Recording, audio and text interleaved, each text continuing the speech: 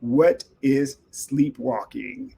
So I had an itty bitty, I can't remember how old they were, maybe 6 or 7. And itty bitty would get out of the bed and itty bitty would walk around the house and itty bitty was not awake. So sleepwalking is it's one of the more interesting phenomena. We don't really know what happens and how that works. But essentially, it happens mainly in younger kids, and they literally sometimes will get out of bed, they can walk around, some kids will even pee on the floor, just depends on who the kid is. Sometimes they go and eat things, sometimes they'll even talk to you, but you can clearly tell that they're not fully conscious. So it's kind of it's like a subspace of sleep. And it's not REM sleep. So in REM sleep, rapid eye movement sleep, your muscles actually are essentially kind of paralyzed. So you don't walk around when you're in REM sleep. You're just kind of like a limp noodle. And so there are different stages and phases of sleep throughout the night.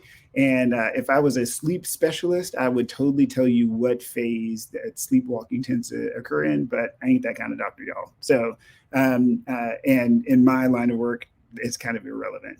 And so what do you do with sleepwalking is mainly the question that I get. So what is it? And then what do you do about it? Nothing. As long as the kiddo is not doing anything that puts them in harm's way, you can kind of gently nudge them back to their room and help them get back into bed. Sleepwalking, again, super common. Should you wake them up if they are doing something? Yeah, you can. Now, one thing that I've learned about kids, especially young kids, if you wake them up, their emotional calmness gets disrupted. So if you wake them out of a sleep, or if you wake them out of a sleepwalk, be very prepared for them to be very crabby and irritable and probably cry and whine, and then you're going to have to deal with all that. So if you can nudge them when they're asleep, just nudge them back to the room. That's probably the best thing. And then night terror. So nightmares and night terrors are two different things. And I'm sure we'll cover that in future discussions. But the brief thing that I'll tell you, night terrors, kids don't tend to remember those. So they will wake up in a panic, sit up, bolt upright in the bed. They may even scream. They may flare. They may do all sorts of stuff.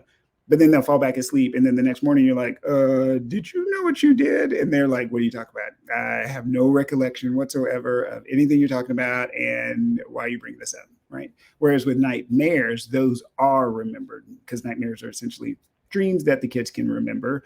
And those can be kind of frightening. And how do you deal with all that stuff? You don't really do anything. Again, with night terrors, you can just sit with them and then eventually they'll fall back asleep. With nightmares, you can kind of console them and do your normal supportive parenty thing.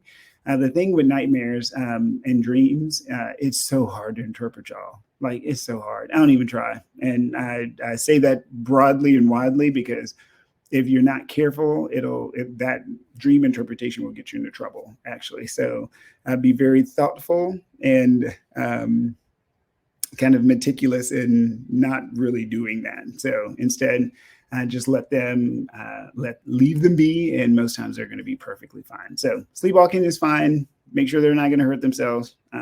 Corral them back to the bed, and most times that should take care of itself.